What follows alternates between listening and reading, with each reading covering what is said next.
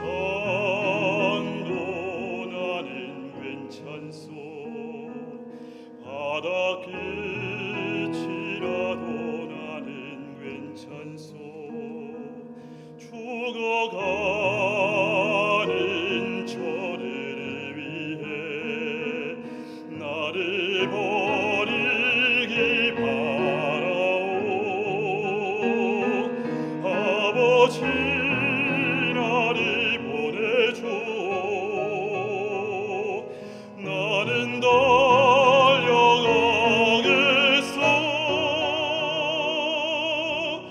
목숨도 아끼지 않겠소. 나를 보내줘.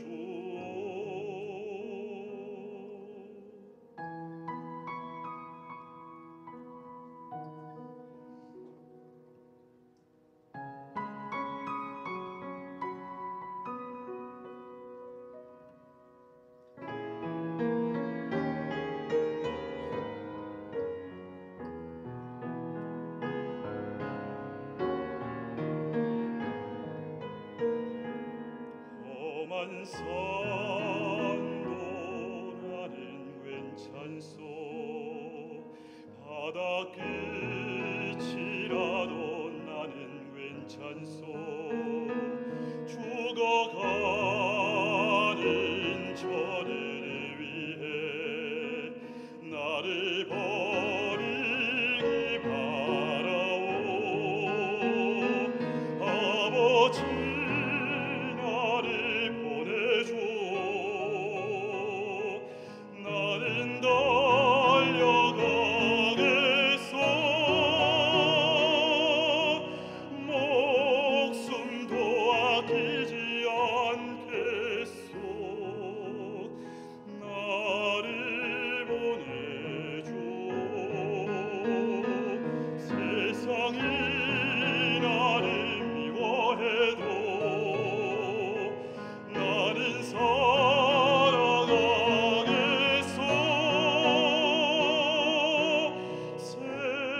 세상을 구원한 십자가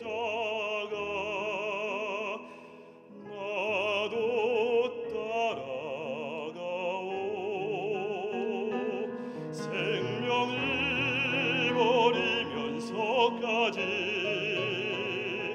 나를 사랑하는 주님, 이 작은 나를 받아줘.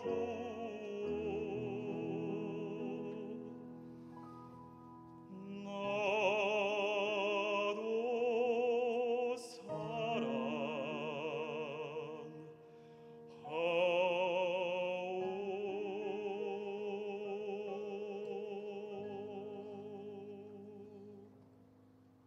마가복음 7장 26절로 30절 말씀 함께 보겠습니다. 그 여자는 헬라인이요 수로보니게 족속이라 자기 딸에게서 귀신 쫓아내 주시기를 간구하거늘 예수께서 이르시되 자녀로 먼저 배불리 먹게 할지니 자녀의 떡을 취하여 개들에게 던짐이 마땅치 아니하니라.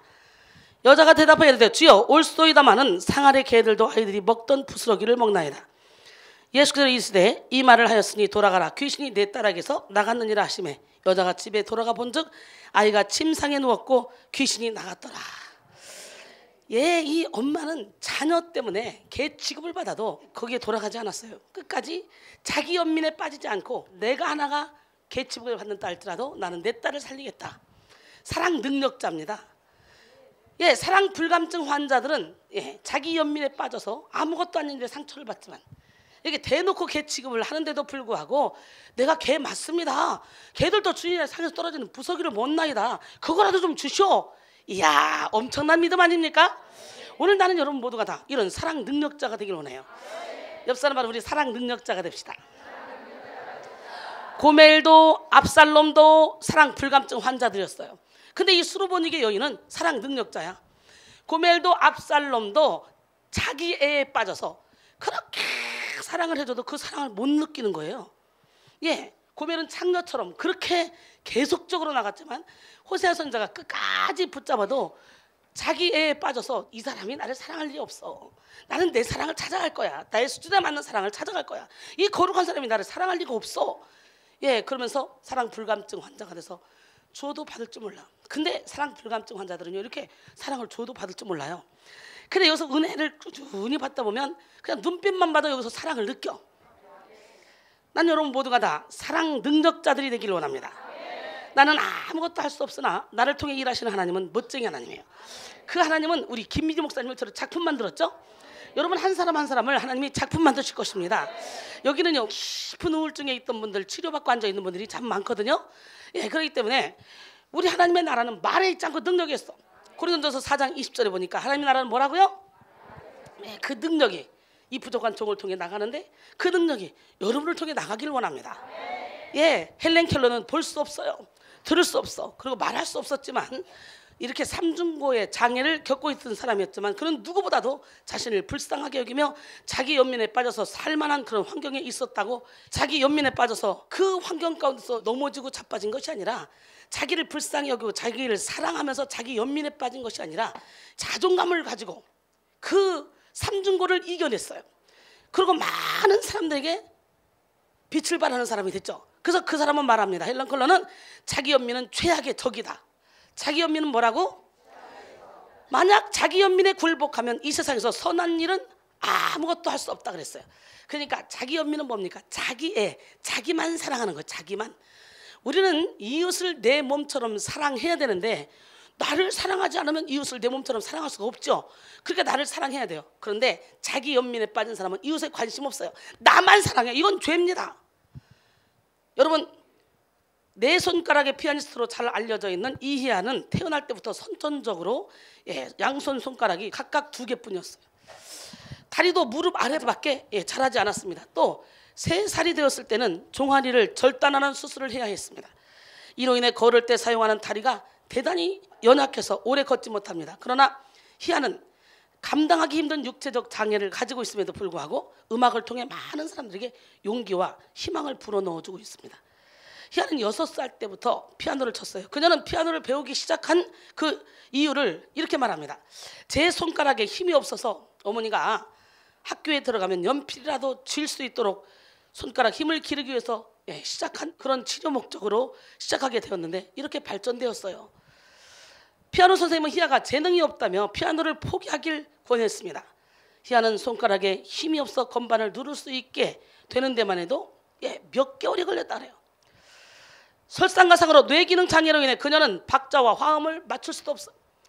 의사는 그녀가 5분 이상 곡을 외운다면 뇌기능 장애가 좀 더 심각해질 것이라고 이렇게 말했습니다. 그러나 희아는 끈질기게 노력한 끝에 현재 7분이 넘는 곡을 기억하고 연주할 수 있게 됐다 그래요. 할렐루야. 자신이 가장 좋아하는 쇼팽 즉흥 환상곡을 배울 때는 매일 얼마나 연습을 했는지 악보가 너덜너덜할 정도로 연습을 했다 그래요. 희아가 이 곡을 연주하기까지는 무려 5년이라는 세월이 걸렸습니다. 피아노 건반을 누르기도 힘든 희아가 피아니스트로서의 두각을 나타내기까지 희아는 손끝에 물집이 잡힐 정도로 매일 10시간 이상 피아노 연습을 했다고 해요. 한 TV 인터뷰에서 하느님이 왜 남들에게 10손가락을 주시고 왜 희아 양에게는 4개만 줬다고 생각합니까? 이렇게 물으니까 그녀는 말합니다. 장애인들을 위해서죠. 누구를 위해서? 내 손가락의 음악을 통해 그들에게 알리라고. 이렇게 장애를 가져도 얼마든지 할 수 있다. 그래서 이 사명을 주신 것 같아요. 쓰실 때가 있어서 이렇게 해주신 하나님께 늘 감사하고 있습니다. 희아는 자신의 10손가락 모두 다 온전했다면 여러 피아니스트들과 같이 그냥 평범한 피아니스트였을 거라 그래요. 손가락이 없기 때문에 이렇게 자기가 독특하게 많은 사람에게 사랑을 받고 있다는 거죠. 고난이 유익입니다. 우리 하나님 멋쟁이 하나님은 살아계십니다. 이렇게 손가락 4개밖에 없는 사람 이희야. 여러분, 세상에 상처가 없는 사람은 없습니다. 누구에게나 아픔이 있고 어려움이 있으며 사정이 있고 형편이 있습니다. 그러나 상처에 반응하는 태도는 사람마다 다 다르죠. 어떤 사람은 작은 상처에도 극단적인 괴로움과 좌절을 느끼며 자기 연민에 갇혀서 살아가지만 어떤 사람은 큰 상처에도 의연하게 긍정적인 자세로 살아가며 많은 사람에게 선한 영향력을 미칩니다. 할렐루야. 그래서 우리 인생에 있어서 마음이 중요해. 마음. 사실 사람이 인생을 힘겹게 느끼는 것은 마음이 힘들기 때문에 그래요. 마음이 즐거워봐요. 마음이 즐거우면요 전혀 문제가 없어요. 그렇기 때문에 오늘 저와 여러분 마음을 지켜야 돼. 마음만 지키면 우리는 모든 것을 이길 수 있어요. 성을 빼앗는 자보다 낫다잖아. 우리의 마음을 지키는 자가. 아무리 심각한 문제가 다가온다 할지라도 마음이 힘들지 않으면 결코 인생은 위기가 될 수 없어요. 사람이 힘겹게 느끼는 것은 마음이 힘들기 때문인데, 아무리 사소한 일이라도 마음이 힘들어봐요. 그러면요 인생은 위기라니까. 그래서 잠언 4장 23절에 모든 지킬 만한 것 중에 더욱더 내 마음을 지켜라. 생명의 근원이 이에서 남이라 그랬어요. 잠언 14장 10절에 보니까 마음의 고통은 자기가 알고 마음의 즐거움은 타인이 참여하지 못하느니라 그랬어요. 이 마음의 즐거움을 타인이 어떻게 참여하겠어? 생각해봐. 이순이는 여기서부터 막 천국이야, 천국이. 이걸 누가 참여해 이거. 와, 여러분, 사람들의 마음을 힘들게 하는 것이 바로 마음의 상처인데요. 우선 이 마음의 상처는 마음을 아프게 하죠. 마음이 아프게 되면 행복은 사라져버립니다. 그리고 이 마음의 상처가 깊어지면 마음이 병들게 되죠. 마음이 병들게 되면 불행이 깊게 자리를 잡게 되죠. 그래서 마음의 상처를 빨리 치료받아야 되는데, 상처받는 정도는요 사람에 따라 다릅니다. 상처를 쉽게 받는 사람들은 아무런 의미나 의도가 없는 말이나 행동에 의해서도 크게 상처를 받습니다. 이렇게 쉽게 상처받는 사람들은 상대방의 말 한마디가 걸려서 밤새도록 잠을 못 이룹니다. 똑같은 말을 들었는데 어떤 사람은 금방 확확 털어내는 사람도 있지만, 어떤 사람은 상처를 받고 그냥 두고두고 곱씹으며 괴로워합니다. 요즘 유행하는 말로 유리멘탈이라고도 하죠. 여러분, 이렇게 상처를 잘 받게 되면 불필요한 감정 낭비가 많이 돼서 상처를 생각하느라 정작 중요한 일에 집중할 수가 없어요. 이런 사람들에 대해 정신과 전문의 서천석 박사는 이런 말을 했습니다.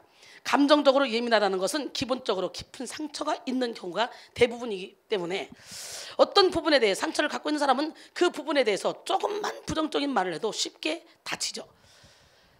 우리의 피부가 살짝 까졌다고 생각해 보세요. 그러면 평소에 아무리 건드려도 전혀 아프지 않던 피부가 물만 닿아도 아프죠. 살짝 상처가 나면.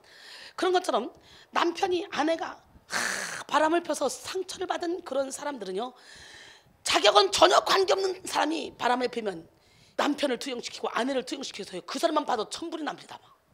그런 사람이 있더라고요. 오늘 예수 이름으로 상처는 다 씻음 받을지어다. 난 여러분 모두가 다 아주 작은 상처에도 아파하는 사람이 아니라 그저 건강해서 때탈과다 빡빡빡빡 밀어도 맨질맨질해지는 사람, 이런 사람이 되기를 원해요. 할렐루야. 그렇기 때문에 유리 멘탈을 가진 사람들은 치유가 필요하죠. 그런데 이 상처는 다음과 같은 직접적인 배척을 경험할 때 마음 깊은 곳에 더 깊게 자리 잡게 된다 그래요. 불행한 가정 환경, 가족들로부터 환대를 받지 못하고 태어나고 사랑받지 못하고 자란 사람들은 상처가 더 깊다 그래요. 그래서 내가 태어나기 전까지는 아무런 문제가 없었어. 내가 너 때문에 니네 아빠하고 내가 이혼을 못하는 거야. 아유 정말 네가 재앙이야 재앙. 옛날에 그랬잖아요. 부부 싸움하면 막 혈기를 부리다가 엄마 학교 갔다 왔어요 아무것도 모르고 자식이 그렇게 오잖아. 그러면 야! 이유도 없이 거기도 막 화살이 돌아가지 않아요? 그리고 그냥 한번 지어받고 그냥 이유도 없이 성질나면, 그지? 오늘 회개할지어다. 그런 부모들 자녀들에게 상처를 집어넣고 귀신을 집어넣는 거야. 그런 부모들 빨리 가서 자녀들 앞에 무릎 꿇고 잘못했다고 회개해. 진짜야. 부모라도 잘못해도 해야 돼. 풀어야 돼. 집안에요 우울증 걸린 자녀들의 대부분 원수는 엄마 아빠예요. 그렇기 때문에 나는 잘했는데 쟤 왜 그래? 아니 내 방식대로 잘한 거야. 그 사람이 원하는 방식대로 해준 게 아니라 내 방식대로 해준 거야. 내 방식대로 아무리 잘해도 그건 내가 좋아서 하는 거야. 그 사람 상대가 원하는, 자식이 원하는 대로 해주는 게 그게 진짜 사랑이야. 오늘 사랑하는 방법을 바꾸세요. 할렐루야. 그렇기 때문에 내가 먼저 회개해야 돼. 내가 너한테 어떻게 했는데 네가 이럴 수가 있는 거야. 내가 너한테 어떻게 했길래 네가 이렇게 자꾸 엄마를 탓하고 아빠를 탓하고 왜 이러는 거야 도대체. 따지기 전에 이해를 해야 돼. 그래 내가 너 입장이라도 너 속상했겠다. 근데 나는 그런 의도가 아니었어. 근데 네가 그렇게 느꼈구나. 야곱의 편애 때문에 그냥 집안이 풍비박산 났잖아요. 요셉만 특별히 사랑해서 막 채색 옷을 입히고 막 하니까 다른 자식들이 요셉을 미워하잖아. 결국 그냥 야 꿈꾸는 자 온다. 저 웅덩이 집어넣고 결국 팔아버리고 막 이런 역사에서도 풍비박산이 되잖아. 그런 것처럼 우리는 지혜로 와야 돼. 우리 하나님 멋쟁이 하나님은 오늘 이 시간에도 불꽃 같은 눈동자로 여러분을 지켜보고 계십니다. 야 자신에 대해서 부끄러울 줄 좀 알아봐. 도대체 생각이 있는 애냐? 예, 이런 메시지를 주기적으로 그리고 반복적으로 듣고 자란 애들은 상처를 잘 받을 수 있는 원인이 된다 그래요. 그래서 쓴뿌리가 더 깊게 뿌리를 내리고 있다 그래요. 영성 훈련 받으려면 사실은 도전 줘야 되고요. 또 비교도 해야 돼요. 야, 얘처럼 이렇게 따라와. 얘처럼 잘해야지. 근데 가정에서 그렇게 상처를 받고 자랐기 때문에 영성 훈련 받는데도 이 지장이 많아. 롤모델을 딱 정해놓고 이 롤모델을 따라가야지. 이렇게 따라가는 거야. 이렇게 하는 게 영성 훈련이잖아요. 그러면 또 비교한다고. 내가 그렇잖아. 엄마 아빠한테 비교당했는데 여기까지 와서 내가 비교당하고 여기까지 와서 열등을 당하고 나 훈련 못 받겠어. 이런 사람 있는 거예요. 그래서 여기 오면 이전 것은 지나갔으니 보라 새 것이 되었다. 할렐루야. 그 다음에 과잉보호된 아이는 겉보기에는 사랑을 넘치게 받아서 부족한 것이 없어 보이지만 심리 구조는 아주 상처로 가득 차게 됩니다. 성인 아이. 그래서 부모가 자식을 다 버리는 거예요. 너무 사랑하고 너무 과잉 보호해도 이 사람들이 상처가 많아. 왜? 이렇게 사랑만 받으면 밖에 나가면 누가 많은 거 사랑해 주나? 그잖아요. 쟤는 이렇게 버버리장머리 없냐? 지 새끼 지나 이쁘지 누가 이뻐? 솔직히 내 새끼 챙기기도 바쁜데 그잖아요. 그 내 새끼 이쁘다고 하면 내 새끼 쭉쭉 빨다가 밖에 나가가지고 막 새 나가 막 그러면 어떻게 손가락질 당하지 계속. 그래서 더 상처를 받는 거지. 예. 부모의 과잉 보호로 인해서 자녀의 의사가 전적으로 또 무시당하기도 하죠. 과잉 보호된 자녀는요 성인이 되어서도 본인의 의사를 본인이 직접 결정하지 못하는 경우가 많아요. 심지어 어떤 부모는 대학교, 학과 선택, 결혼, 결혼 상대까지 다 고르는 그런 부모가 있습니다. 여러분 이런 부모 밑에서 자란 자녀들은 자신의 권리가 박탈당했다는 그런 상처가 깊이 뿌리 박혀 있죠. 그 다음에 완벽주의자. 완벽주의자는 항상 자신이 무엇을 하지 않으면 안 되는 그런 상황으로 이끌어가요. 항상 자신을 분초마다 체크하고 늘 해야 하고 게을러서도 안 되며 조금의 실수도 용납이 안 된다는 식으로 이렇게 가혹한 요구를 자기 자신에게 강박적으로 합니다. 자신의 존재 스스로에게 자신이 없기 때문에 일이나 결과로 남에게 인정받으려 하죠. 그러나 인정받지 못할 때 상처는 더욱더 깊이 뿌리를 내리게 되죠. 그 다음에 조건적인 사랑을 경험할 때 부모로부터 율법적인 교육을 받을 때 상처가 아주 깊어지죠. 삶에는 언제나 은혜와 용서가 있어야 합니다. 그러나 율법적인 부모는 아이가 잘하는 것은 잘 안 보이고 잘못한 것만 보입니다. 잘못한 것, 실수한 것, 정리되지 않은 것만 자꾸 민감하게 반응합니다. 이런 부모 밑에 성장한 자녀들은 평범하고 단순한 실수에도 심한 죄책감과 좌절감을 경험하게 되죠. 그 다음에 조건적인 사랑을 경험할 때라 했죠. 부모로부터 이렇게 율법적인 교육을 받을 때 상처가 깊어지는데 목사님 자녀들요 솔직히 상처 많습니다. 금식 기도하다가 하나님 만난 목사님들은요 죽어도 금식 기도 시킵니다. 산기도 하다가 하나님 만난 목사님들은요 산기도 시켜가지고 사람들 다 귀신 들리게 만들어요. 여러분 영빨 약한데 공동모집 산기도 가서 기도해봐. 귀신 붙어가지고 와요. 근데 헷가닥 간 사람 많죠. 우리 교회 와봐. 여러분에게 아무것도 안 묻고 나는 그래서 열댓 명도 안 되는 그 교회에서 21일 작전기도 40일 작전기도 그러면서 기도하다가 하나님을 만났는데 나는 여러분 작전도 안 시켜 금식도 안 시켜 내비놔둬. 그러니까 우리 애들이 이렇게 행복하잖아. 강제로 끌고 가잖아요. 누가 보면요 저 신학생들을 세상에 공부해도 시간이 없는데 강제로 끌어다가 저렇게 매일 밤마다 날 새고 저래가지고 어떻게 하냐고 막.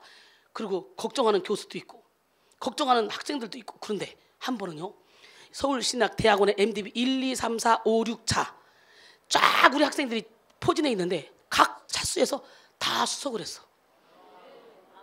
놀래봐 시작. 나는 내가 생각해도 이뻐. 왜 이쁘냐?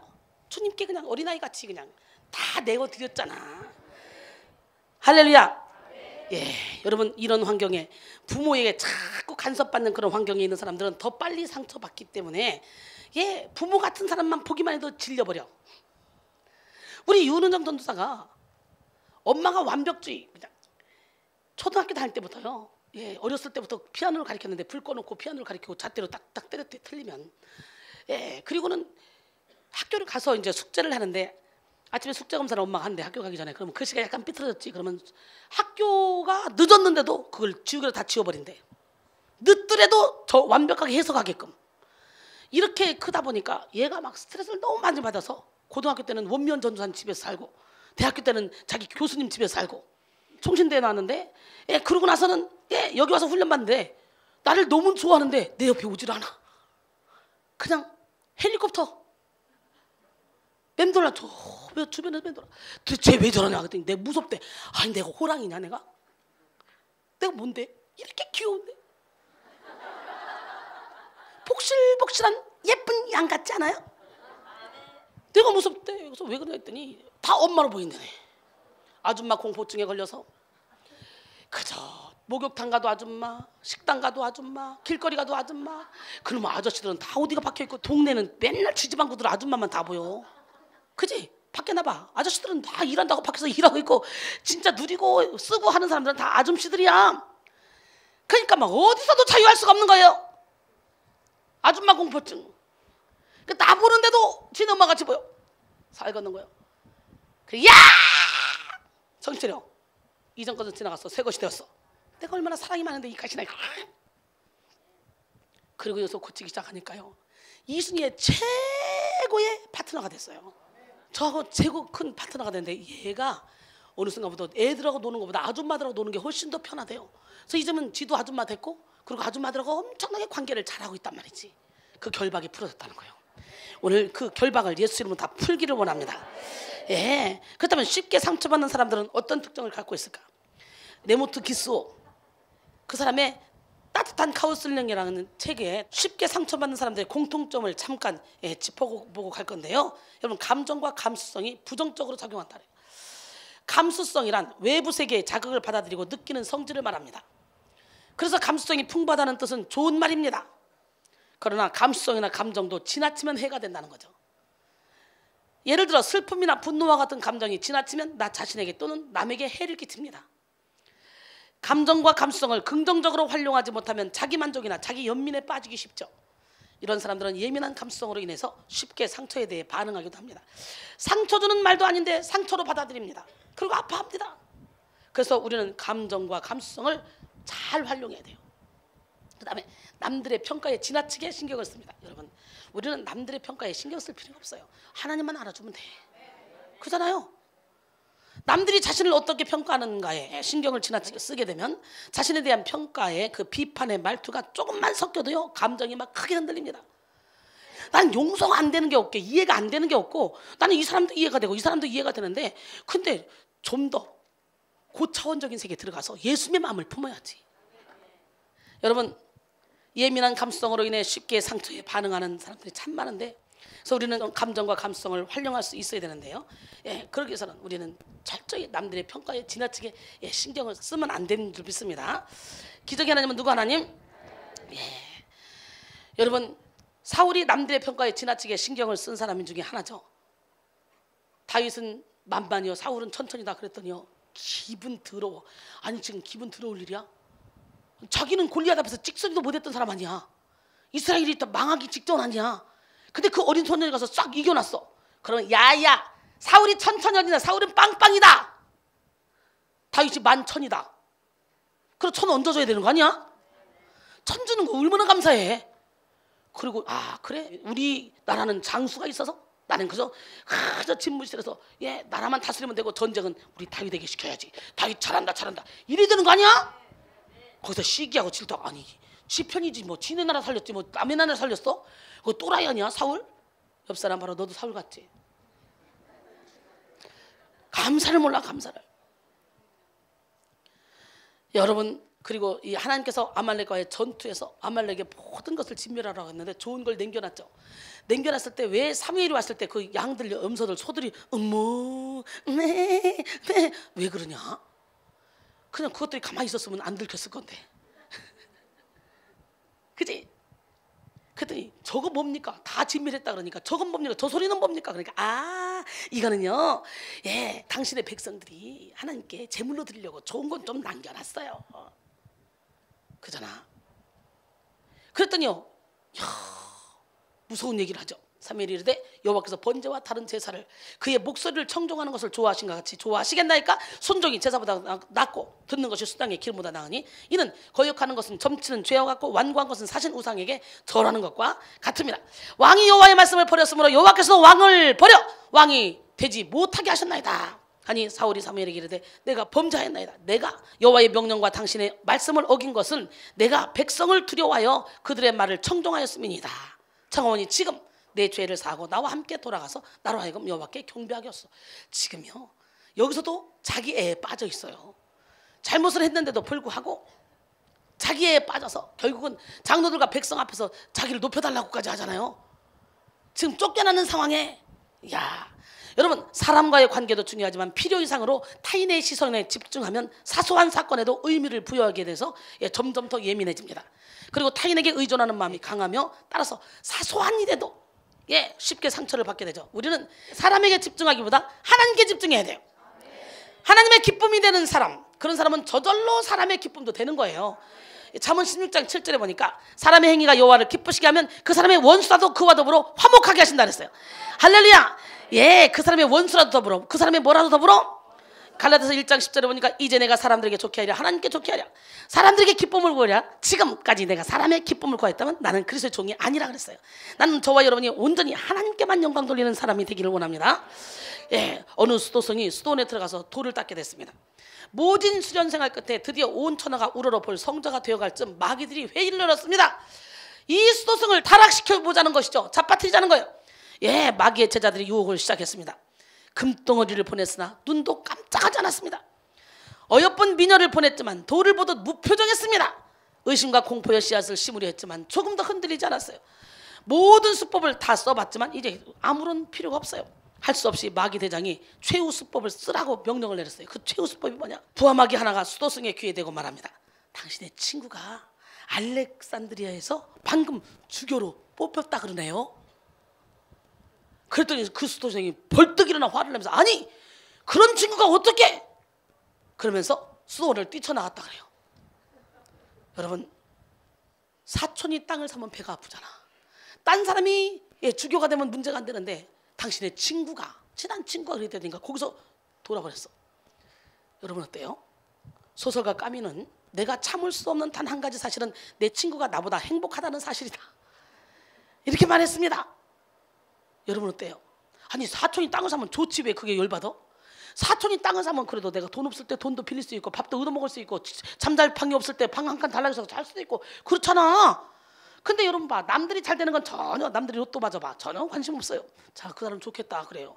근데 내 친구가 로또 맞았어. 여기서 열받는 거야. 내가 같이 있었는데 그지? 아주 심보가 더러운 거 인간이. 우리 하나님은 누구 하나님? 상처가 많은 사람들은 비교하기를 잘하고요, 경쟁의식을 갖고 남을 힘들게 하거나 자신을 지치게 합니다. 그 다음에 모든 일을 악의로 받아들여 자신의 주위에서 일어나는 사건을 무조건 악의로 판단하는 사람들이 있습니다. 상황에 따라 어쩔 수 없이 한 행동에 대해서도 악의로 했다고 해석하기도 하고 단순한 실수로 한 것도 자신을 무시해서 한다고 그렇게 받아들이기도 합니다. 그래서 쉽게 상처받는 사람들은 긍정적인 감정보다 부정적인 감정이 훨씬 더 강하다는 거예요. 문제점이나 부족했던 점을 두고두고 곱씹고 그것을 다른 일에 확대 해석합니다. 그 다음에 깊이 교제하지 않아요. 쉽게 상처받는 사람들은요, 사람들 인간관계 할 때도 수박 거달기식이야. 상처에 대한 두려움 때문에 다른 사람과 깊이 교제하는 것을 망설입니다. 깊이 교제하다가 자신의 연약함이 들킬까 봐 또 두려워합니다. 그런데 오늘 본문에 나오는 수르보니게 여인은 상처를 쉽게 받을 수 있는 그 상황에 있음에도 불구하고 상처받지 않았어요. 사랑 능력자예요. 만약 다른 사람 같았으면 어떻게 예수님이 나에게 이러실 수 있을까 하며 시험 들고 도망갔을 것입니다. 그런데 수르보니게 여인은 넘어지지 않았습니다. 상처받지 않았습니다. 오히려 믿음으로 주님께 나아갔습니다. 그래서 주님의 마음을 감동시켰습니다. 주님이 이렇게 개 취급하면서 치료할 수 없다고 한 사람은 아마 이 여인밖에 없어요 지금. 마가복음 7장 27절에 예수께서 이르시되 자녀로 먼저 배불리 먹게 할지니 자녀의 떡을 취하여 개들에게 던짐이 마땅치 아니하니라 그랬죠. 개들이란 유대인을 의미하는 자녀와 대조적으로 이방인을 가리킵니다. 그래서 당시 유대인들은 이방인들을 경멸해서 개들로 지칭을 했어요. 개들로. 사실 예수님이 이 여인을 경멸하기 위해 개로 비유한 것은 아닙니다. 이 여인의 믿음을 시험하기 위함이에요. 놀랍게도 이런 경멸조의 말을 들은 여인은 오히려 자신을 예수님이 말씀하신 그런 개의 처지라고 스스로 인정하며 겸손하게 주님 앞에 엎드렸습니다. 그 결과 이 여인의 딸은 치유받았고 그로써 이방 여자의 놀라운 믿음이 증명되었고 예수께 칭찬까지 받았으며 이방의 구원의 역사가 나타났죠. 그렇다면 우리도 어떻게 하면 수르보니게 여인과 같이 상처를 쉽게 받지 않고 기적의 주인공이 될 수 있을까? 자기 연민에서 벗어나야 되는 겁니다. 옛날에 최경화 사모님, 지금은 천국에 갔는데요, 이 최경화 사모님이 극동방송 제가 설교할 때 듣고요, 우울증이 심각했는데 와서 고침을 받았어요. 고침을 받고 이제 훈련 받겠다고, 찬양 사역 하겠다고 저한테 찬양 레슨을 받고 음반도 제작하고 그랬는데, 얼마나 몸이 묶여 있고 경직돼 있는지. 몽둥이야, 몽둥이. 내가 찬양을 훈련시켜서 집회를 가는데 데리고 가야 되는데, 찬양하는데 이게 딱 굳어가지고 몽둥이니까 보는 사람도 몽둥이가 힘들어. 이 몸을 풀으라고 아무리 해도 안 풀려 이게. 그래서 내가 손을 잡고 풀고 또 풀고, 나보다 2살인가 많았는데 이 곰탱아 몸 좀 풀어, 몸 좀 풀어. 6개월 동안 훈련을 그렇게 시켜도 이게 안 풀리는 거야. 근데요, 너무너무 지쳐서 이 사람도 이제 내가 막 나이도 어린 사람한테 맨날 혼나고, 이게 하나님 내가 해를 지십니까? 내가 우울증 고침 받았으니까 내가 하나님께 쓰임 받으려고 하긴 하지만 나 너무 힘듭니다 하나님, 막 그러고 있었는데, 밤중에 갑자기 자기가 막 몸이 풀려서 춤을 추더라는 거예요, 꿈에. 그러니까 내가 됐어 이제 됐다 그러더래요. 그리고 그 전까지 계속 하나님 힘들다고 기도하면 하나님이, 야, 개라 할지라도의 믿음을 가져라. 이순이 상에서 떨어지는 부스라기도 넌 집어먹어야 된다. 개라 할지라도의 믿음을 가지고 열심히 따라붙어라 그러더래요. 따라붙다가 6개월 때 꿈속에서 춤을 추는데 됐다 이제 됐다 그러더래. 근데 그날 왔는데요, 찬양시키고 이렇게 듣더니 몸이 이게 되는 거예요. 와, 됐다 쏘면서 다 풀려버린 거예요. 그래서 멋지게 사역을 했잖아요. 그러다가 나중에 암으로 천국에 갔다 그러더라고. 여러분, 사실 사랑을 주고받는 것은요 좋은 것입니다. 예수님이 말씀하신 것처럼 이웃을 내 몸같이 사랑하기 위해서는 나 자신을 사랑할 줄 알아야 되는 거예요. 그래야 다른 사람도 사랑할 수 있기 때문에. 그러나 많은 사람들이 충분히 사랑하지 못해서 교만한 거예요. 사랑을 알지 못해서 이기적이고, 사랑을 오해해서 상처를 주고받습니다. 사랑에 미숙한 사람들은 그가 설령 성도라 할지라도 시린 가슴을 안고 살면서 무감각하게 행동합니다. 깊어진 상처로 얼어붙은 마음은 사랑을 느끼지 못하고 나누지 못합니다. 우리 박혜진 원사님 나한테 맨날 뭐라고 했냐면, 하나님은 나를 사랑하지 않나 봐요. 하나님은 나를 버렸나 봐요. 그래서 하나님을 참 원망하더라고. 나를 만났을 때 너무도 많은 사람들이 저를 보면서 뭐라고 말하냐, 하나님은 이순이 하나님이에요. 여러분, 이순이 하나님을 만나러 온 게 아니라 여러분의 하나님을 만나러 오셨잖아. 여러분의 하나님을 만나야 돼. 기적의 하나님은 누구 하나님? 예, 깊어진 상처로 얼어붙은 마음은 사랑을 느끼지 못하고 나누지 못하게 하는데, 그래서 사랑하면 충분히 해결될 문제를 사랑하지 못해서 넘어가지 못하는 그런 일들이 많이 있죠. 사랑하면 거뜬히 소화시킬 수 있는 일도 사랑하지 못해서 넘어가지 못하는 사람들도 많이 있습니다. 그러므로 우리는 무엇보다도 사랑을 배우고 사랑을 익히며 사랑받고 사랑해야 됩니다. 예, 사랑을 줄 수 없을 만큼 가난한 자도 없고 사랑을 받을 수 없을 만큼 부유한 자도 없다 그랬어요. 난 너무 부자라 사랑 필요 없어 그따 이거. 그런 사람 손 들어. 나는 너무 가난해서 사랑 줄 수 없어. 그런 사람 발 들어. 아무도 없잖아. 예, 우리 마음껏 사랑 줍시다. 돈 드는 거 아니에요. 요렇게 사랑하고 요렇게 사랑하고 요렇게 사랑하고. 예수님의 사랑의 너비와 길이와 높이와 깊이를 깨달아 사랑으로 충만해지길 바랍니다. 사랑하면 그 안에 성령이 충만히 역사하십니다. 사랑 안에 거하시는 성령은 적극적으로 하나님의 일을 이루어 가십니다. 예, 요한일서 4장 7절로 8절, 사랑하는 자들아 우리가 서로 사랑하자. 사랑은 하나님께 속한 것이니 사랑하는 자마다 하나님으로부터 나서 하나님을 알고, 사랑하지 아니하는 자는 하나님을 알지 못하나니 이는 하나님은 사랑이십니다. 로마서 13장 10절에 보니까 사랑은 이웃에게 악을 행하지 아니하나니 그러므로 사랑은 율법의 완성이라고 했어요. 예, 자기 애에서 벗어나기 위해서는요 예수님의 사랑을 가져야 돼요. 그런데 많은 사람들이 자신을 진정으로 사랑하지 못합니다. 여러분 솔직히 말해요. 내가 생각해도 내가 싫어요. 이런 사람 많아 안 많아? 그죠? 근데 여러분은 여러분 거야? 주님 거야. 근데 뭘 내가 생각해도 내가 싫어? 내가 나를 싫어할 자격이 있어 없어? 없어요. 말로는 잘하면서. 여러분, 나는 여러분 모두가 다 자기 연민에서 벗어나기를 원합니다. 우리 하나님은 너무 멋쟁이에요. 제가요 저를 너무너무 사랑하잖아요. 근데 제가 여러분을 더 사랑하지 않아요? 그러니까 막 내 목숨을 다 걸고 생똥을 싸면서까지 영역을 쏟는데요, 제가 지금 이런 몸이 아니에요. 완전히 다 빈통이에요 제가. 그래서 막 허벅지 터지고 발바닥 불나고 막 계속 주물러야 돼요. 잠을 잠깐 자도. 그런데도 불구하고 내 영혼이 항상 기뻐요. 누가 보면 내가 몸이 힘들어 보여요? 아주 소라도 때려잡을 것 같잖아요. 막 눈이 번들번들한 게 막, 그지? 그러나 24시간 제 옆에 있어봐야 제가 어떤 사람인가를 여러분이 알게 돼. 예, 여러분, 우리 하나님은 이 시간에도 불꽃 같은 눈동자로 여러분을 지켜보고 계십니다. 믿으십니까? 자기를 사랑하지 못하는 사람은 자연히 다른 사람도 사랑하지 못해요. 이들은 일그러진 자아상 속에서 열등감과 교만을 뿜어내며 사건과 환경을 왜곡하고 본질을 상실한 그런 형식에 치우쳐서 살게 됩니다. 마귀는 자기 사랑에 실패한 사람은 성령의 사역을 감당할 수 없다는 사실을 잘 알고 있어요. 그래서 마귀는 갖가지 관계를 동원해서 성도가 자기를 미워하고 자기를 열등하게 생각하게 만들고 자기를 정죄하도록 만듭니다. 또는 자기 교만에 빠져 진리를 보지 못하게 하거나 자기를 학대하여 고통의 인생을 살게 만들죠. 이와 같이 자기 사랑에 실패한 성도로 만들기 위해 마귀가 가장 즐겨 사용하는 계략은 바로 자기 연민에 빠지게 하는 거예요. 자기 연민은 자기 스스로 자신을 가련하게 불쌍하게 생각하는 거짓된 자기 사랑입니다. 자기 연민은 뭐라고요? 거짓된 자기 사랑. 그건 진짜 자기 사랑이 아니에요. 욥기 19장 21절에 나의 친구야 너희는 나를 불쌍히 여겨다오. 나를 불쌍히 여겨다오. 하나님의 손이 나를 치셨구나. 아담과 하와의 범죄 이후 인류 최초의 살인죄는 아담과 하와의 아들인 가인으로부터 시작됐죠. 왜 가인이 아벨을 죽였을까요? 하나님이 자신의 제사를 받지 않고 아벨의 제사만 받으셨다고. 그래서요, 그 질투심 때문에, 시기심 때문에, 자존심 때문에 동생을 죽인 거예요. 가인이 진짜 아벨을 죽인 근본적인 이유가 바로 사랑받고 싶어서, 사랑받고 싶은 마음, 아벨보다 자기가 더 하나님께 사랑받고 싶은 그 마음 때문이에요. 하나님의 사랑을 독차지하고 싶은 마음이 근본적인 원인이었다는 거죠.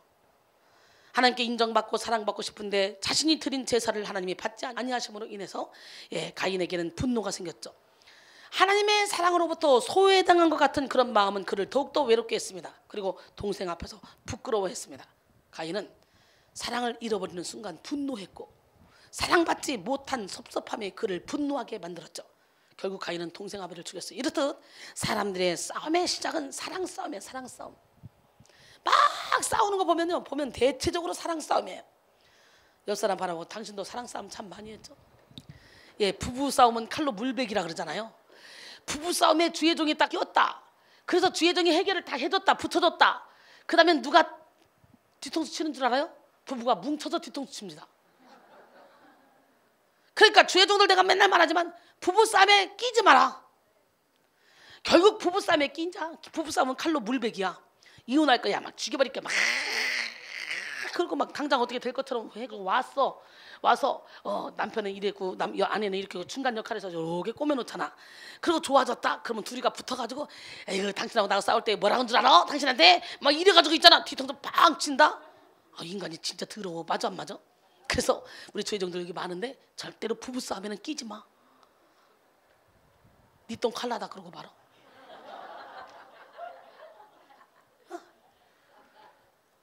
나만 죽으면 모든 게 다 해결돼. 부모의 사랑, 아내와 남편의 사랑, 친구의 사랑, 연인의 사랑, 선생님의 사랑을 독차지하고 싶은 마음이 심해지면요 자기 연민에 빠지게 됩니다. 또한 자기 연민에 빠진 사람은 죄에 쉽게 빠질 수 있습니다. 정신의학에서는 자기 연민을 굉장히 위험한 감정으로 분석하는데요. 그 이유는 자기 연민은 무감각한 상태로 죄를 짓게 하고 자신이 지은 죄를 합리화하게 만들어서 더 큰 죄로 이어지게 하기 때문이에요. 우리 하나님 살아계신데 지난 3월 인천 연수구의 한 아파트에서 17살 먹은 김양이 같은 아파트에 사는 8살 먹은 초등학생을 유괴해서 살해한 뒤 시체를 훼손해서 유기한 사건이 벌어졌어요. A양은 SNS를 통해 알게 된 그런 19세 B양이 사람을 죽이라고 했다고 합니다. A양의 진술에 따르면요 B양은 A양 안에 소심한 인격 A와 잔인한 인격 J가 있는데 J를 불러내라고 했다 그래요. 기가 막히죠. A양은 실제로 살해를 저지른 후 시신의 일부를 B양에게 전달했습니다. 한편 A양의 아버지는 대학 교수, 어머니는 교사로 엘리트층인 것으로 알려졌고 A양의 부모는 A양이 정신병으로 인해 우발적 범행을 저지른 것으로 이렇게 해서 형량을 감소시키기 위해서요 A양이 구치소에 있는 동안 자폐증에 관련된 책들을 넣어줬다 그래요. 환자인 척해서 형량을 줄이려고.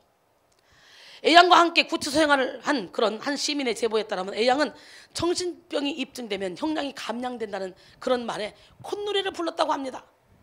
기가 막히죠? 그리고 피해자의 부모에게 미안하지 않냐는 질문에 나도 힘든데 피해자 부모를 생각할 겨를이 어딨냐? 내가 왜 피해자 부모에게 미안해야 하는지 나는 모르겠다. 이렇게 말했다 그래요. 기가 막히잖아요? 또 B양의 부모는요 무려 12명의 변호사를 선임했는데 12명의 초호와 변호인단 중에는 국내 10대 로펌 소속 변호사로 부장 판사 출신 2명, 부장 검사 출신 2명이 포함됐다 그래요. 한 명은 사건 관할 지역인 인천지검에 근무한 이력도 있다 그래요. 피해자의 부모는 인터넷에 긴 호소문을 올려서 가해자 측이 정신과적 소견으로 형량을 줄이려 한다면서 가해자들에게 엄격한 법의 처벌이 내려지기를 바란다고 이렇게 호소했습니다. 많은 국민들은 어린 10대 소녀들이 그토록 끔찍한 범죄를 저지르고도 자기 잘못을 모르는 그런 태도에 경악하고 있으며 가해자의 부모들에 대해서도 비난의 목소리를 높이고 있습니다. 그렇지만 현재 가해자 측은 계속해서 자신들이 미성년자라서 정신병력을 가지고 있어서 나름대로 힘들어서를 주장하며 자신들의 형량을 줄이려고 하고 있다 그래요. 이토록 잔인한 범죄를 저지른 10대 소녀들은 극단적인 자기 연민에 빠진 모습을 보여주고 있습니다. 자기 연민은 자기 자신을 불쌍하게 여기는 감정으로 자신은 상처가 많아서 환경이 좋지 않아서 너무 힘들어서 등등의 이유를 대며 자신의 죄를 합리화하고 자신의 행동을 객관적으로 보지 못하게 만듭니다. 그래서 자기 연민에 빠진 사람들은 자기가 뭘 잘못했는데, 내가 뭘 잘못했는데, 내가 얼마나 힘들게 살았는데 날 이해하지도 못하면서 등의 말을 많이 하면서 자기를 향한 동정만을 구한다 그래요. 오늘 본문의 수르보니게 여인은 자기 연민에 빠진 사람이 아니었습니다. 환경으로부터 예수님의 반응으로 보나 충분히 자기에 빠져서 원망할 수 있는 그런 상황에 있었잖아요. 근데 이 여인은 원망하지 않았습니다. 여자가 대답해 이르되 주여 올소이다마는 상 아래 개들도 아이들이 먹던 부스러기를 먹나이다. 할렐루야. 예수님은 이 여인에게 개 취급을 하셨는데 그때 이 여인의 반응은 주여 올소이다. 대단하지요. 자기애에 빠지지 않았던 수르보니게 여인은 주님의 본심을 알았습니다. 주님이 하신 말씀의 의미를 아주 잘 이해했던 여인은 그럼에도 불구하고 자기를 불쌍히 여겨달라고 겸손하게 간구한 것이죠.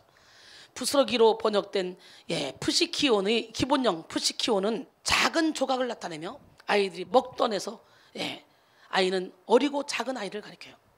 즉 이방인인 자신은 개에 불과하기 때문에 자신은 상에서 떨어진 부스러기 같은 은혜라도 받아도 좋다. 지극히 겸손하지만 실로 강하고 적극적인 그런 생각을 가지고 있었습니다. 우리 최경의 사모가 이순이에게 나눈 부스러기라도 주워 먹자. 그런 마음으로 와서 열심히 훈련받았다 그러잖아요. 하나님이 그런 마음을 주셨다 그러잖아요. 여기서 훈련 받으려고 그래 봐요. 자존심을 내려놓지 않으면 에이 더럽다. 지만 영성 가냐? 에이 더럽다. 왜 이렇게 이 아무것도 아닌 거 남들도 다 이렇게 사는데 이걸 가지고 잘못이라고 자꾸 찝냐? 아 진짜 나 훈련 못 받겠다. 이렇게 된다니까. 근데요 그렇다고 내가 여러분에게 무조건 야단치고 훈련시키냐? 그거 아닙니다. 여러분들이 이제 훈련받을 만한 믿음이 되면 3살이면 3살답게 4살이면 4살답게 5살이면 5살답게 20살이면 20살 30살이면 30살답게 나이에 따라서 훈련을 시키는 거예요. 그러니까 어리면 여기 와도 사랑만 해줍니다. 어떤 짓을 해도 그냥 사랑만 해줘요. 우리 하나님은 누구 하나님? 에레미야 애가 3장 33절에 보니까 주께서 인생으로 고생하게 하시며 근심하게 하시면 본심이 아니시로다 그랬어요. 사탄은 자기 연민을 이용해서 사람들이 자기 죄를 합리화하고 더 큰 죄를 짓도록 유인합니다. 사탄은 자기 연민에 빠진 사람들이 쉽게 하나님을 원망하고 환경 탓하며 악에 노출된다는 것을 잘 알고 있기 때문이죠. 그러므로 오늘 우리는 자기 연민에 빠지는 것이 얼마나 위험한 것이고 얼마나 악한 것인지 깨달아야 돼요. 자기 연민에 빠지는 것은 자기를 사랑하는 것이 아닙니다. 착각이에요. 그건 거짓 사랑이라고. 하나님은 자기 연민에 빠진 사람을 사용하지 않습니다. 왜냐하면 자기 연민의 상태는 믿음의 상태가 아니요 두려움의 상태이며 자기만의 세상을 만들고 그리고 하나님마저 그 세상에 들어오지 못하게 딱 담을 쌓는 것입니다. 실로 자기 연민은 자기 자신을 우상으로 여기는 우상 숭배입니다. 말세의 사람들은 진실하게 자기를 사랑하는 방법을 모르고 쉽게 자기 연민에 빠져서 그것을 자기 사랑이라고 착각합니다. 그래서 디모데후서 3장 1절 5절 보니까 너는 이것을 알라. 말세에 고통하는 때가 이르러 사람들이 자기를 사랑하며 돈을 사랑하며 자랑하며 교만하며 비방하며 부모를 거역하며 감사하지 아니하며 거룩하지 아니하며 무정하며 원통함을 풀지 아니하며 모함하며 절제하지 못하며 사나우며 선한 것을 좋아하지 아니하며 배신하며 조급하며 자만하며 쾌락을 사랑하기를 하나님 사랑하는 것보다 더하며 경건의 모양은 있으나 경건의 능력을 부인하는 자니 이 같은 자를 위해서 내가 돌아서라 그랬어요. 그래서 자기를 사랑하는 사람은 자신이 남을 때려도 남이 잘못했기 때문에 어쩔 수 없이 때린 거다. 정당방위다. 살인을 해도 자신이 받은 상처 때문에 어쩔 수 없었다 하면서 자신을 보호합니다. 어떤 잘못을 해도 다 이유가 있어요. 도둑놈도 이유가 있고요. 살인을 저지른 사람도 다 이유가 있다니까. 그래서 하나님은 그런 자신을 이해하고 용서해 줄 것이라는 막연한 기대를 가지고 당당하게 살아갑니다. 이것이 곧 자기를 사랑하는 것입니다. 그러나 여러분, 그건 자기를 사랑하는 게 아니에요. 말세에 고통하는 때가 이르러 사람들이 자기를 사랑하는 것은 진정한 자기 사랑이 아니에요. 말세의 사람들은 자기 자아를 숭배하며 자기 배만 섬깁니다. 그래서 말세의 사람들은 누군가 자기에게 조금만 피해를 끼친다 생각하면 견디지 못합니다. 분노해서 억울해요. 여러분, 사람은요 가만히 있다가도요 한번 딱 밟아봐, 그럼 군뱅이도 꿈틀하게 돼 있어요. 지렁이도 꿈틀하고, 그지? 그러니까 주고받는 거예요. 내가 언어의 칼로 확 비면 그쪽에서는요 옛날 고추장 먹던 시절 다 가지고 와서 비워요. 그게 인간이라니까. 맞아 안 맞아? 그러니까 처음에 빌미를 주지 말아야 돼. 빌미를. 이렇게 말세의 사람들은 자아를 우상으로 삼고 자기 연민에 빠져서 살아갑니다. 자기 연민에 빠진 사람들은요 타인이 자신에게 잘못하거나 피해를 끼친 것에 대해서 크게 화를 내고 정죄하지만 자신의 잘못에 대해서는요 자신의 상처를 들먹이며 합리화시킵니다. 그리고 자신의 죄를 깨닫지도 못합니다. 우리는 이런 자기 연민이 사단이 만들어 놓은 늪이라는 사실을 깨닫고 자기 연민에서 벗어나야 됩니다. 자기 연민에 한번 빠지면 자기 연민에 중독되어 점점 더 큰 자기 연민 속에서 사고하고 행동하게 되죠. 의인들은 자신의 죄를 회개하지만 죄인들은 자신의 죄를 합리화한다는 것을 기억해야 돼요. 그래서 시편 34편 18절에 여호와는 마음이 상한 자를 가까이 하시고 중심으로 통회하는 자를 구원하신다 그랬어요. 시편 52편 17절에 하나님께서 구하시는 제사는 상한 심령이라. 하나님이여 상하고 통회하는 마음을 주께서 멸시하지 아니하시리다 그랬어요. 잠언 28장 13절도 보니까 자기의 죄를 숨기는 자는 형통하지 못하나 죄를 자복하고 버리는 자는 불쌍히 여김을 받으리라 그랬어요. 예, 우리가 자기 연민에 빠지는 이유가 있습니다. 많은 이유가 있지만 그 중에 하나는 사람과 환경을 과대 해석했기 때문이에요. 그럴 때 자기 연민에 빠집니다. 현실을 과대 해석했기 때문에 자신의 상황과 환경을 극복하지 못합니다. 그러므로 우리는 긍정적인 것은 그 가능성을 볼록냉주로 확대해서 해석하고 부정적인 것은 오목냉주로 축소해서 해석할 필요가 있어요. 사람이나 환경을 크게 보지 말고 주님을 크게 보시면 돼요. 그리고 충동적이고 조급한 판단으로 자기 연민에 빠지는데요 마음이 성급한 사람일수록 감정의 기복이 심하죠. 감정의 기복이 심한 사람은요 우울증에 빠지거나 돌발적이고 충동적인 그런 행동을 하게 됩니다. 그리고 부정적이고 극단적인 생각을 하게 되면서 처량한 자기 연민과 깊은 슬럼프에 빠집니다. 또한 자기 연민에 빠지면 빠질수록 사람과의 사귐을 피합니다. 즉 대인 기피증에 빠지게 되죠. 그래서 스스로 외톨이가 되어 인생을 살아갑니다. 하나님의 귀한 사명을 감당했던 엘리야에게도 이런 증상이 있었잖아요. 불과 물을 끌어내렸던 엘리야도 이세벨의 말 한마디로 도망가서 죽기를 구하는 걸 우리가 볼 수 있죠. 로덴 나무 안에 앉아서 지금 내 생명을 거두어달라고 탄식하고 있잖아요. 여러분, 이렇게 자기 연민에 빠진 사람들은요 타인으로부터 자신이 원하는 정서적 반응을 찾고 그리고 타인에게 의존하는 경향이 아주 강합니다. 예, 자기 연민에 빠진 사람들에게 그런 사람들은 또 중언부언합니다. 기도를. 그들의 기도는요 초점이 없어요. 중언부언. 그래서 우리는 자기 연민에서 벗어나야 되는데 자기 연민에서 벗어나면 자기 자신을 객관적으로 바라봐야 돼요. 그리고 자신에게 처해진 상황에 대해서 감사해야 됩니다. 할렐루야. 또 다른 사람 탓하지 말고 자신의 문제를 돌아보고 직면해야 돼요. 그리고 각 사람이 시험 받는 것은 자기 욕심에 이끌려 미혹됨이라 했잖아. 그러니까 모든 걸 내 탓으로 돌려야 돼요. 그리고 인생의 목적과 사명을 회복해야 돼요. 할렐루야. 그리고 사랑받기보다 사랑을 주려고 해야 돼요. 용서받기보다 용서를 주려고 해야 돼요.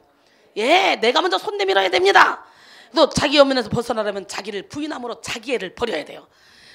나는 내 것이 아니야. 내 안에 주님이 내 주인이 되셔.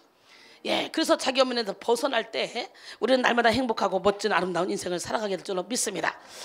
결론적으로 우리는 교만하면 자기 연민에 빠진다는 말을 그렇게 기억해야 돼요. 교만하면 어떻게 하면? 결국 자기 연민은 교만해서 그 자기 연민에 빠지는 건데요. 자기 자신에게 과도하게 집착하고 자기 자신을 자신의 소유라고 생각하고 자기가 자기 자신을 지키려고 하기 때문에 자기 연민에 빠지는 거예요.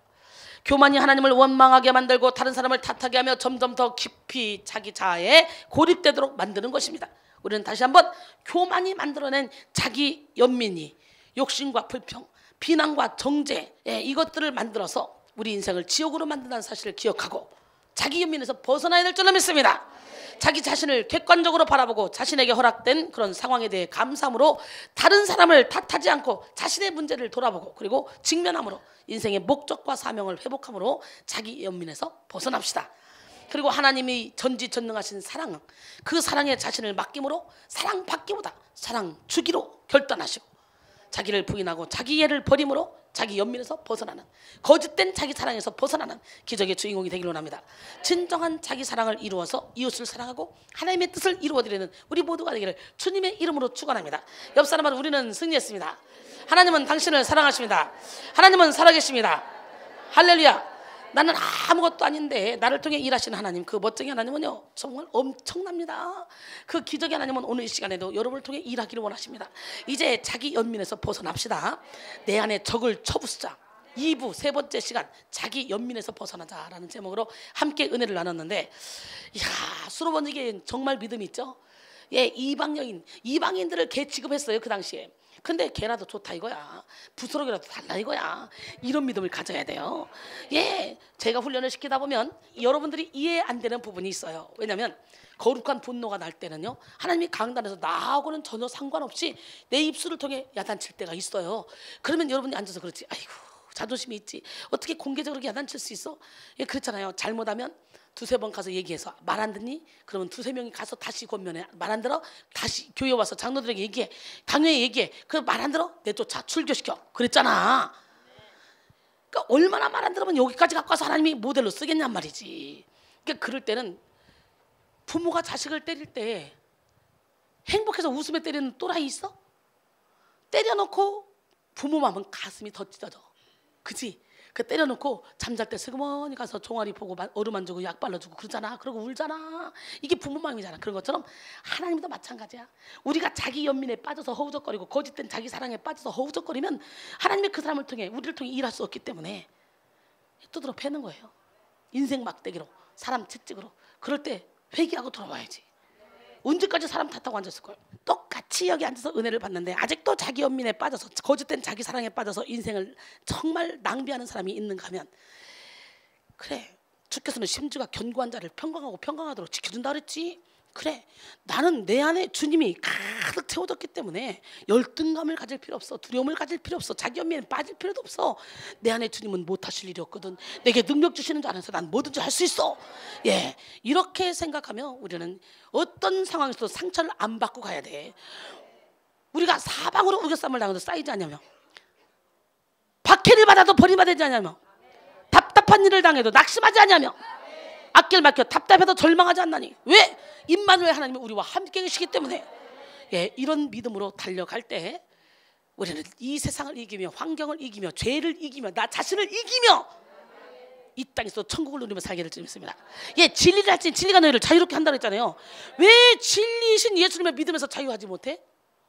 왜 진리이신 예수님을 믿으면서 자기 연민에 빠져? 왜 거짓된 자기 사랑에 빠져서 자기가 자기를 지키려고 몸부림치면서 고통당해? 하나님만 나를 알아주면 되지. 저 보세요, 저 그냥 주님 안에서 만족합니다. 그냥 막 만족해 보입니까? 배가 나왔잖아요. 배는 보지 마, 눈빛만 봐. 응. 주님 안에서 너무너무 막 영의 양식을 많이 먹으니까 배가 쑥. 그래서 애기 낳아야 돼.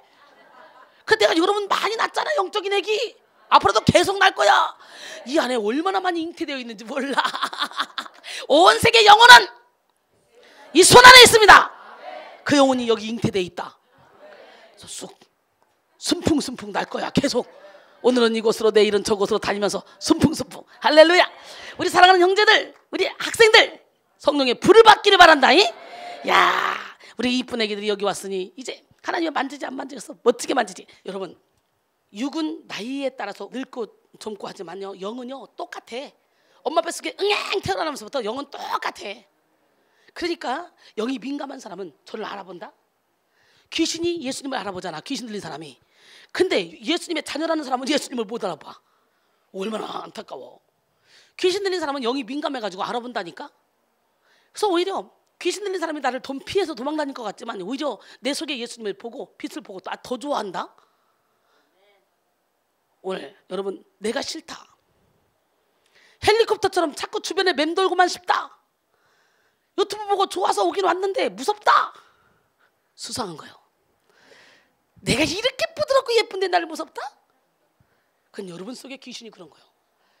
여러분 속에 귀신을 예수 이름으로 못 냅시다. 내 안에 적을 물리치자. 시작. 자기 연민에서 벗어나자. 아멘. 기적의 하나님은 누구 하나님? 나는 주님밖에 자랑할 게 없어요. 예, 우리 함께 찬양할까요? 나 무엇과도 주님을 바꿀 수 없어요. 주님, 나 무엇과도 주님을 바꾸지 않으리. 다른 어떤 은혜 구하지 않으리.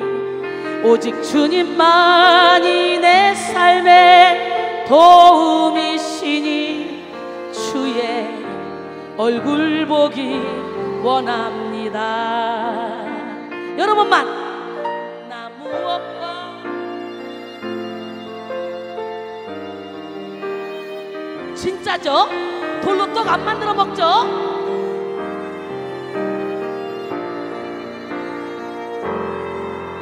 오직 주님만이 내 삶의 도움이시니 주의 얼굴 보기 원합니다. 주님 사랑해요.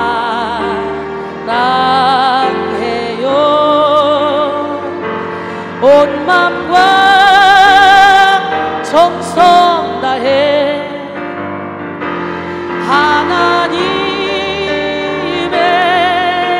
신실한 친구 되기 원합니다. 진실하게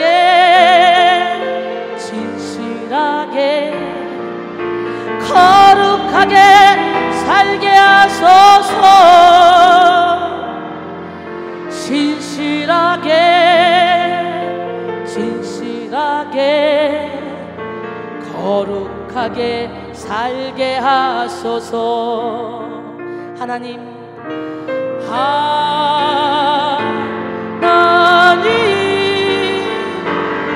나의 마음 만져주소서. 하나님, 나의 영혼 새롭게 하소서. 하나님, 나의 기도 하나님, 나의 기도 들어주소서. 하나님, 주의 길로 인도하소서. 하나님, 나의 마음 만져주세요. 하나님, 나의 마음 만져주소서. 하나님, 나의 영혼 새롭게 하소서. 나의 기도 들어주세요. 하나님, 하나님, 나의 기도 들어주소서. 하나님, 주의 길로 인도하소서. 이렇게 고백하면요, 세상이 줄 수 없고 알 수 없는 평강을, 기쁨을, 희락을 하나님이 허락하십니다. 믿으십니까? 예, 주님이 주시는 파도 같은 사랑을 느껴볼래요? 제가 처음에 오살리 기도원에 가서 찬양하다가 찬양하는 게 이런 거네, 복음 가수 될래. 예, 그래서 됐던 것이 뭐냐면 그때 불렀던 찬양이 뭐냐면, 빛이 없어도 환하게 다가오시고 음성이 없어도 똑똑히 들려주시는 주님과 주님이 주시는 파도 같은 사랑, 이 두 개를 메들리로 엮어서 불렀어요. 그랬더니요, 사람들이 너무너무 좋아하는 거예요. 그러면서 야, 이 정도면 해도 되는데, 그래가지고 복음 가수가 된 거 아니에요? 빛이 없어도 환하게 다가오시는 주 예수, 나의 당신이여. 음성이 없어도 똑똑히 들려주시는 주 예수, 나의 당신이여. 당신이 계심으로 나도 있고 당신의 노래가 머물므로 나는 부를 수 있어요. 주여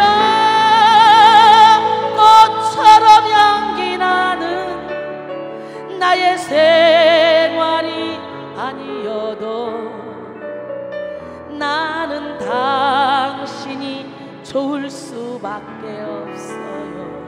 주 예수 나의 당신이여. 나는 있어도 당신이 곁에 없으면 나는 언제나 없습니다. 나는 없어도 당신이 곁에 계시면 나는 언제나 있습니다. 당신이 계심으로 나도 있고 당신의 노래가 머물므로 나는 부를 수 있어요. 주여 꽃처럼 향기 나는 나의 생활이 아니어도 나는 당신이 좋을 수밖에 없어요. 주 예수 나의 당신이여. 주님이 주시는 파도 같은 사랑은 내 작은 가슴에 흘러 넘쳐요. 진짜 생각하면 할수록 기도하면 할수록 두 눈가에 눈물이 터질 것만 같아요.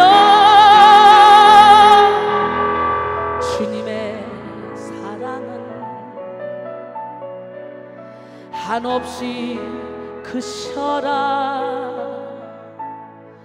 우리의 영혼에 한 줄기 빛이여라. 주님이 주시는 솟아나는 기쁨은 주님이 주시는 솟아나는 기쁨은 내 작은 가슴에 샘물처럼 솟아요. 이거면 충분하잖아요. 생각하면 할수록 기도하면 할수록 두 눈가에 눈물이 터질 것만 같아요. 주님의 기쁨은 끝없이 새로워. 우리의 삶 속에 영원한 향기여라. 이렇게 주님의 기쁨이 끝없이 새로우면요, 우리는 일어나 빛을 발하게 돼 있어요. 옆 사람 눈을 바라보시고 우리 일어나 빛을 발합시다. 아멘. 일어나 빛을 발하라. 빛 일어나 빛을 발하라. 아멘. 주님의 영광이 임하였으니 일어나 빛을 발하라. 옆 사람 바라보시고 성도여 빛을 발하자. 형제여 자매여 형제여 빛을 발하자. 주님의 영광이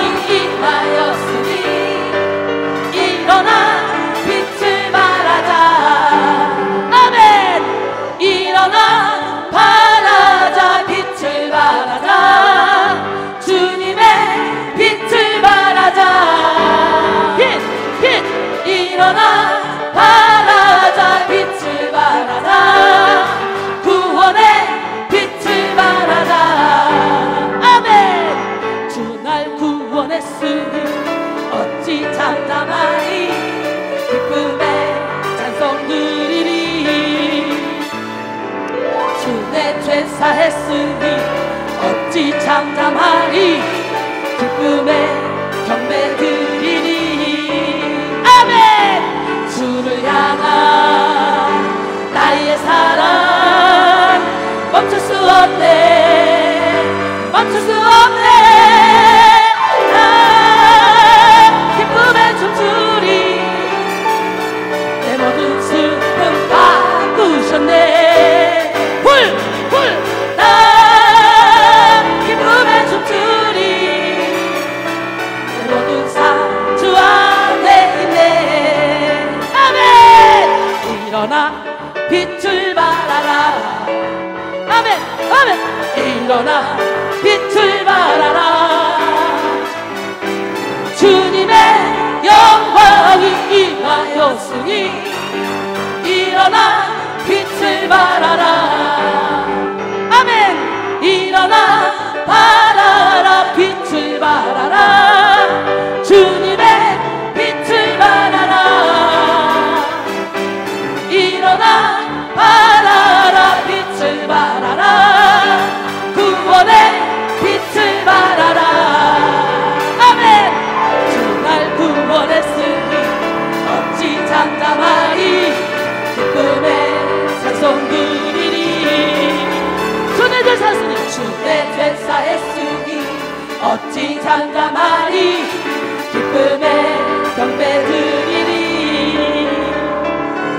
주를 향한 나의 열정 멈출 수 없네 멈출 수 없네 나 기쁨에 춤추리 내 모든 슬픔 바꾸셨네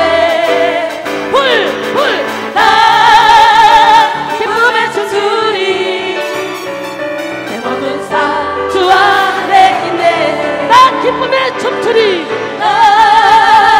기쁨에 춤추리 내 모든 슬픔 바꾸셨네 아멘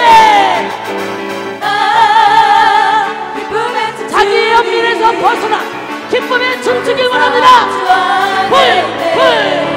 나 기쁨에 춤추리 나 기쁨에 춤추리 내 모든 슬픔 바꾸셨네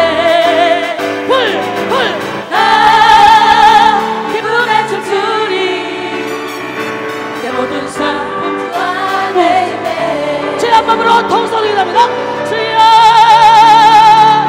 기름 부어주시옵소서 주 날 구원했으니 이제 더 이상 자기 연민에 거짓된 자기 사랑에 빠지지 않게 도와주시고 성령으로 충만케 채워주시옵소서 우리는 연약합니다 우리는 부족합니다 그러나 주님이 우리와 함께 하시면 능치 못함이 없는 걸 압니다 아버지 기름 부어주시고 역사하시고 축복하여 주시고 성령의 능력으로 부어